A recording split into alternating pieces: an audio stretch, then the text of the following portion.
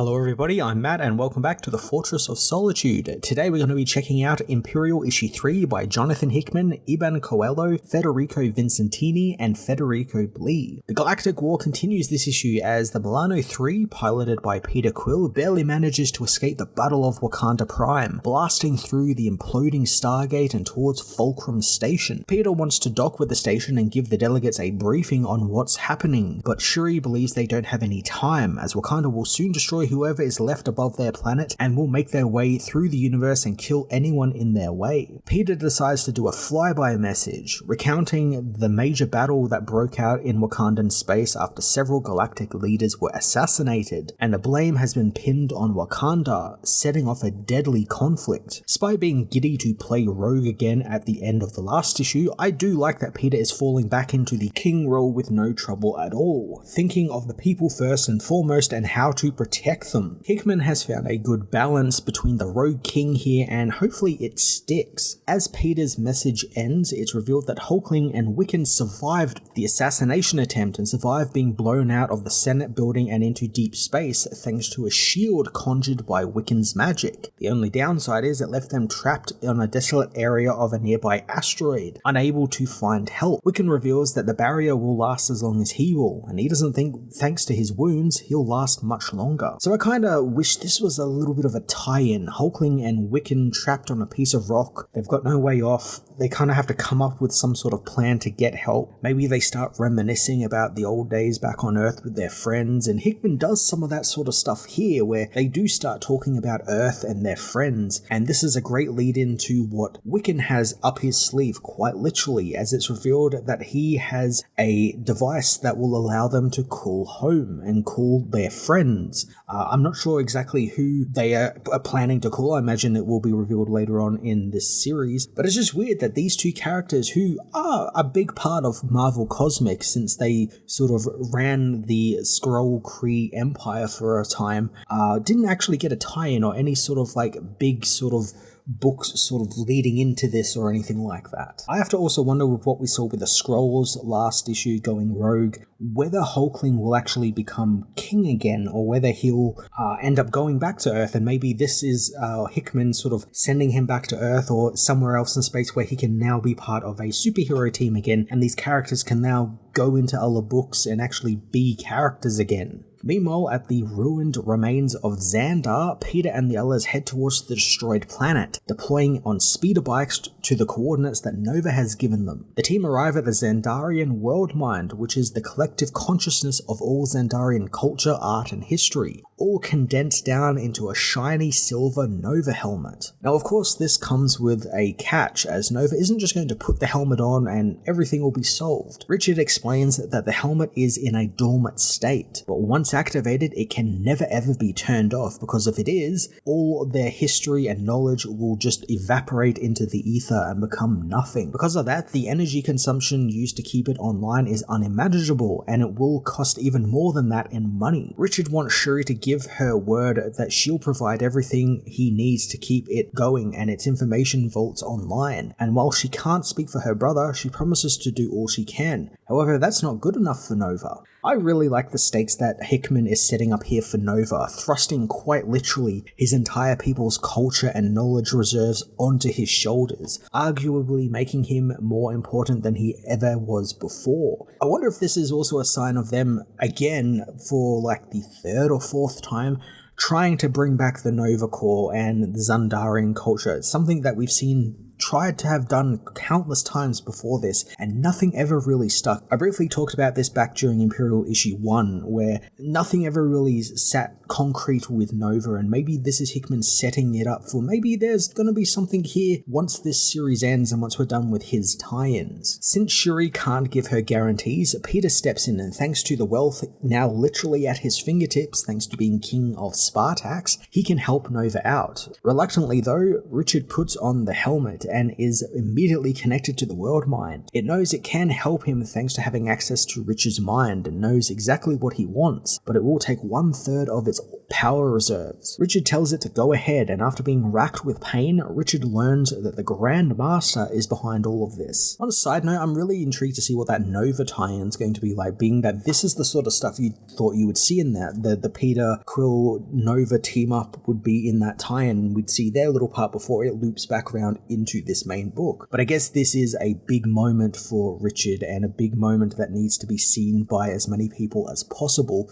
just so they know what the deal is with Xandar and Nova and everything that's going on with them. 1 year prior to all of these attacks, Grandmaster welcomes his opponent to the Fishbowl, an aquatic refuge home to the largest collection of sea life this side of the universe. Along with Grandmaster being fully revealed, his opponent is as well, who up until now was as much a mystery as he was. And it's only fucking Maximus the Mad, the Inhuman prince and brother of Black Bolt. Maximus hopes that he and Grandmaster are friends, but the villain knows since the Inhuman was able to find the location of the ever-elusive Fishbowl, they can at least be somewhat matched in intelligence and skill, meaning he sees him as a little bit of a friend. Grandmaster is also intrigued by the stakes Maximus proposed. If the Grandmaster wins their game, he will hand over the secrets to Terrigenesis along with records of all existing Inhuman genealogies. But if Maximus wins, Grandmaster will owe him a favor to be collected at a determined point in the future. This is the exact chaotic stuff I've missed. God, you guys can't begin to imagine just how excited I am at having the Inhumans back in my comics. I adore the Inhumans. I think I've covered every series since my channel started, going back to the Uncanny Inhumans with Charles Soule all the way up to the Death of Inhumans. I thoroughly enjoy the Inhumans. I know a lot of people don't like them, but I find them so interesting and different than what we usually get in comics, and I hope this is them hinting at them coming back in some way. Grandmaster suspects this is all just a ruse, as Maximus is not known to seek favor with anyone, but the thought of that is enough to give him a challenge, so he's eager to beat it. Maximus reveals that the empires in his part of the universe are planning on using trade and commerce to create a new Union superpower, but he can't have that happen as his plans thrive on chaos, so he needs a war to break out to see that chaos takes the lead. Maximus offers this challenge, giving Grandmaster 1 Earth year to start the war, and the catch is, the Union cannot know that anyone was behind it. Everything must remain hidden. Grandmaster is eager to begin, and I'm so glad we're finally getting more Grandmaster in this story, since the first 2 issues were really elusive with who was behind everything, and you kind of had to just kind of glean from these little things that it was Grandmaster, since it wasn't even revealed until this issue. And up until now, it's just been the usual Grandmaster stuff. He's posturing, telling himself how great he is, and it was kind of getting a bit old, so I'm glad that Hickman obviously realized that with issue 3 and decided this is going to be the big reveal issue of what's behind the curtain of this giant war. The 2 beings begin their game of Charade, a fancy sci-fi chess game we've seen them play in the last 2 issues, and we get repeated panels from those last 2 issues, although this time we have the knowledge of who is behind all of these words and what they are saying. During the game, Grandmaster reveals that he is going to begin the war in 11 months and 12 days, almost exactly 1 year from their game's beginning, something Maximus doesn't really understand, wondering if they are going to wait there until it is done.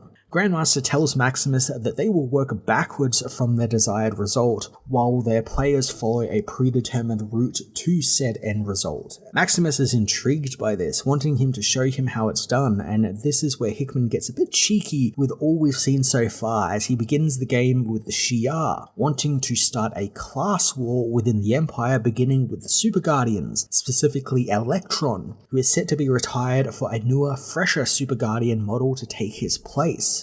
Now, what Grandmaster knows that seldom many do is that Electron is the secret son of the Mad Emperor Deken, which means he has royal blood running through his veins. So if he was to rebel, a small group of Super Guardians would rebel with him. This is the stuff we saw just last issue with Electron attacking Xandra and going against his own people. And now we have a reason why he is doing that. And I think that's just utter genius that we get to see how this all transpired in the background with Grandmaster sort of like massaging these things to happen and everything. It's really, really satisfying. On top of the Shi'ar, Hickman also touches on the Skrulls going rogue, revealing that the Shi'ar hobgoblins actually disguised themselves as the Skrull Queen, making it look like that she was reborn after being killed in the attack. Doing this causes a religious fervor to spread through the Skrull ranks, leading to them launching a secret Skrull invasion across the various other galactic powers, all in the name of their supposed reborn queen. 11 months later, and a few vials of poison and vibranium bullets,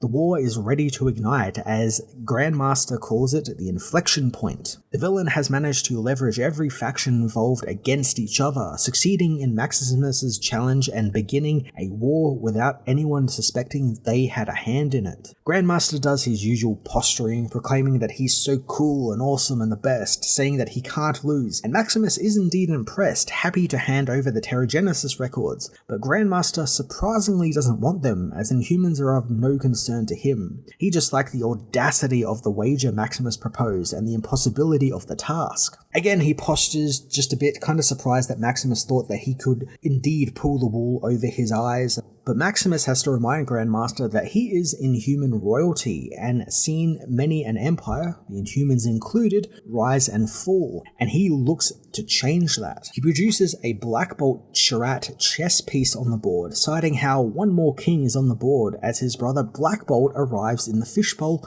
alongside Lockjaw. Maximus says that his brother is after a long-awaited crown, but Grandmaster isn't too concerned, thinking the Inhumans should just accept defeat or just deny it. Doesn't really matter to him as both end the same. Maximus doesn't think Grandmaster understands what this means, wanting Black Bolt to tell him who really wins this war. With but a whisper, Black Bolt says that he wins and his powers obliterate Grandmaster. God, I am so excited that Hickman has completely reframed the book in these final pages, with the Inhumans being the ones behind everything and having them coming back in a big way in the Marvel cosmic realm. Maximus thinks that Grandmaster took losing quite well, and he wonders if they want to take things further or should they just go back to what they were doing and wander the universe for a few more years with his brother. Black Bolt isn't too amused by that, and Maximus takes the hint, blasting off from the fishbowl with his brother and Lockjaw to go and get Black Bolt an empire to rule. Imperial issue 3 had a lot to unpack, like a hell of a lot to unpack, but it was just so worth seeing it all culminate in the return of my favorite Inhuman characters. Hickman really brought everything he's done so far in this series together, connecting it all up, fleshing it all out with the Grandmaster reveal and how he's been massaging all of these events and playing each player against each other. It was great. With all of the players now fully revealed, I can't wait to see what the next issue has in store for us and what Jonathan Hickman has in store for the Inhuman Empire. I'm going to give this issue an 8.5 out of 10.